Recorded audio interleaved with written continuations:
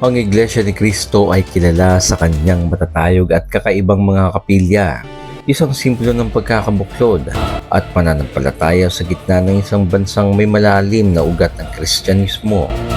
Ngunit ang tunay na hugis ng kapangyarihan nito ay iginuhit hindi lamang sa mga pader ng templo, kundi sa edukasyon, kalusugan, at mga komunidad na itinataas ng kanilang mga gawaing panlipunan. Papaano nagmula sa isang doktrina ng pagiging ligtas ang isang malawakang kilusang panlipunan? At ano ang hamon ng pagpapalaganap ng moralidad kapag ito ay nakakulong sa balangkas ng isang sarado at sentralisadong sistema? Iyan ang ating tatalakayin ngayong araw. Dito lang sa Ingo News Commentaries.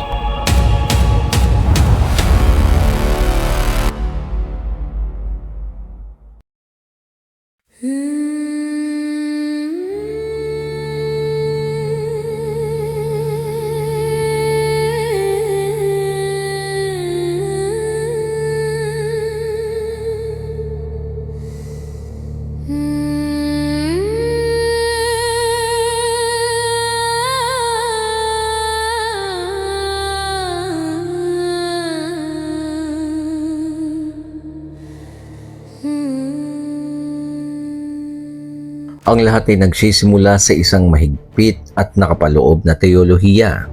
Naniniwala ang Iglesia ni Cristo na sila ang tunay at nag-iisang Iglesia ni Cristo na umusbong muli sa Pilipinas noong 1914 sa pamamagitan ni kapatid na Felix Y. Manalo, ang kinikilalang huling sugo sa mga huling araw na ito. Ang paniniwalang ito na sila lamang ang tanging ligtas ang siyang nagbibigkis sa kanilang malawak na komunidad sa buong mundo. Dito nag-ugat ang kanilang pananaw sa moralidad at pananagutan. Ang moralidad para sa INC ay hindi abstract. Ito ay isang konkretong hanay ng mga utos at pagbabawal na tumutukoy sa buhay ng bawat kaanib nito. Dito ipinagbabawal ang pakikiapid, diborsyo, pagkain ng dugo, at ang pakikipagtipan o pag-aasawa sa labas ng iglesia. Ang disiplinang ito ay nagpapanatili ng kadalisayan at ng kanilang pagkakakilanlan. Gayun din ang konsepto ng pananagutan ay hindi lamang individual. Ito ay kolektibo at ipinagkakaloob sa pamamagitan ng isang sentralisadong hierarkiya na pinamumunuan ng tagapamahalang pangkalahatan. Ang pagsunod sa pamamahala ay bahagi ng pagsunod sa Diyos.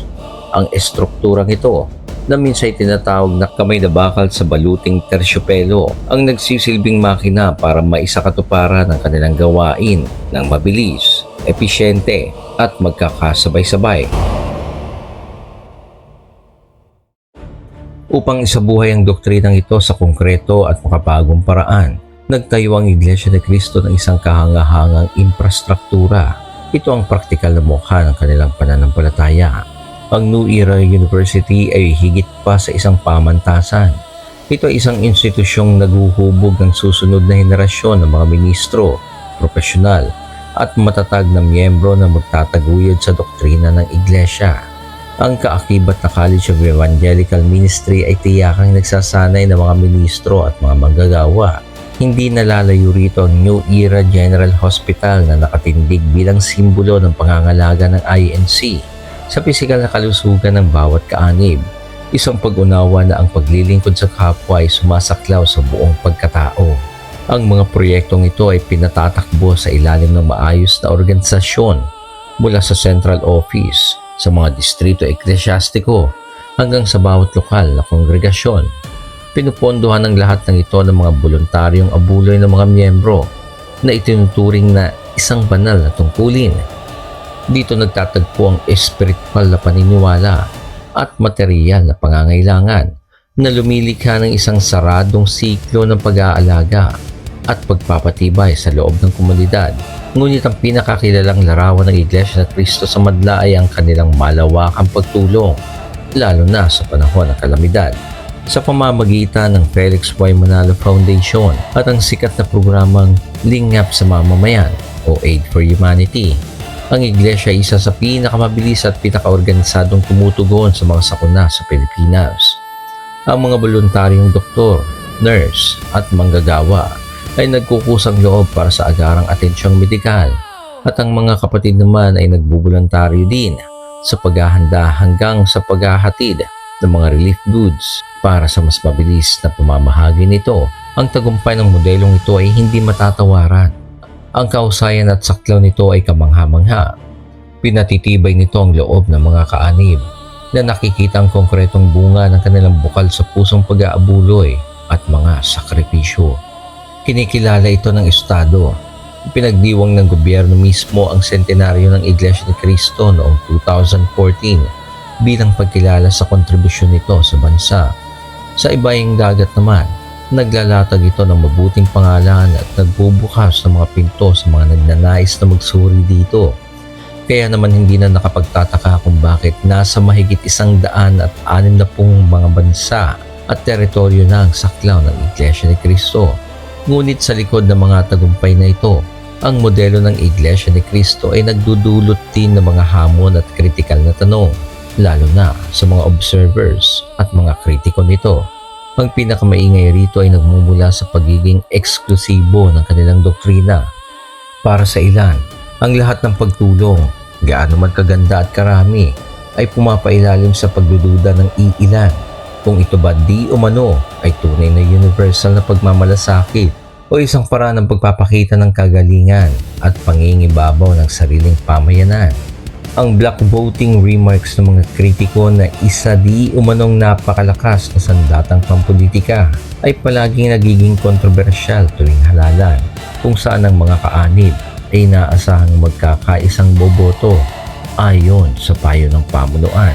Ipinagtatanggol ito ng Iglesia ni Cristo, lalo na ang nagkakaisang pagboto bilang kolektibong karapatan at paraan upang ipakita sa mga tao kung gaano katindi ang kanilang pagkakaisa.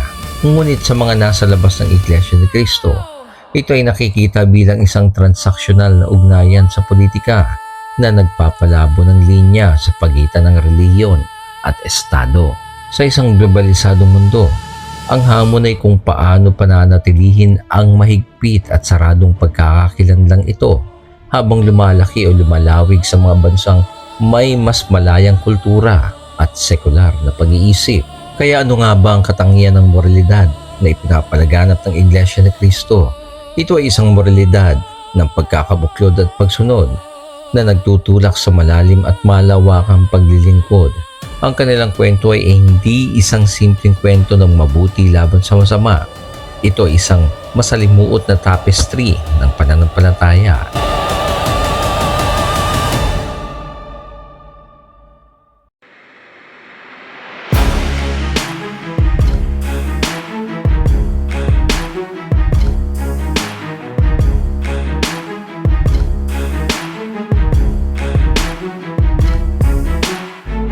Sa pagtatapos ng ating pagtatalakay, nakita natin ang Iglesia ni Cristo hindi lamang bilang isang institusyong panreliyon, kundi bilang isang makapangyarihang kilusang panlipunan.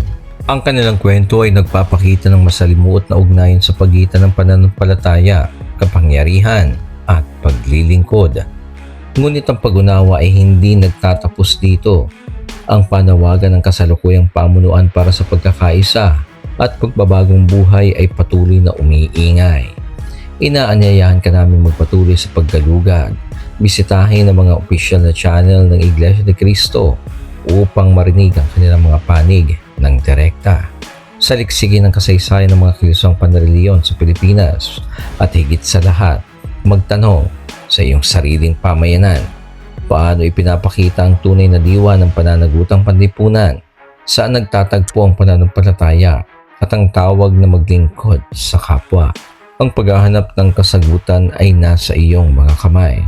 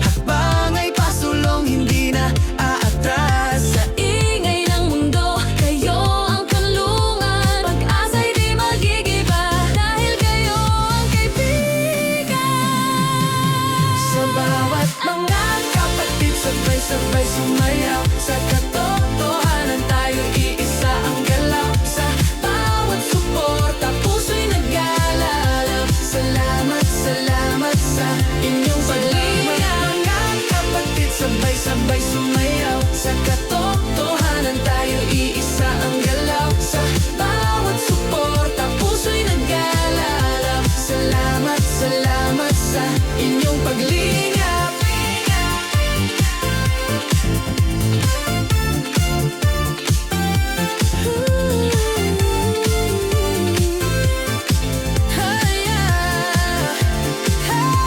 Salamat mga kapatid.